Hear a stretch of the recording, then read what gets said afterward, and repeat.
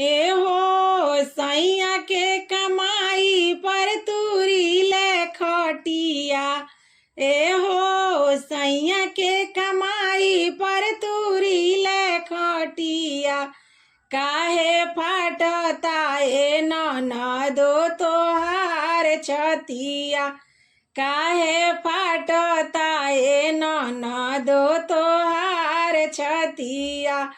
ए हो बोलतारू बोली ता बुझिले बतिया। ए हो बोलतारू बोली ता बुझिले बतिया। काहे फाटता ए ननदो तोहार छतिया। काहे फाटता ए ननदो तोहार छतिया। राजा हमर जाके कामा तर विदेशवा। राजा हमर जाई के कामा तर विदेशवा। एही से हम बदल बदल के पेनीले गहनावा। एही से बदल बदल के पेनीले गहनावा। ए हो राजा के कमाई पर तूरी ले खटिया।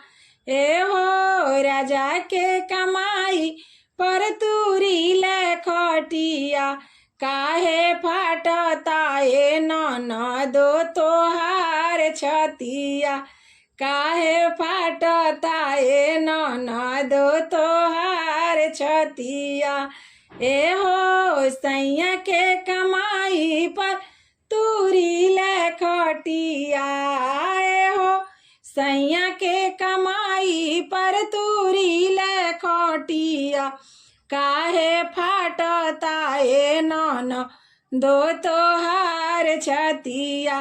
काहे फाटता ए ननदो तोहार छतिया। काहे फाटता ए ननदो तोहार छतिया।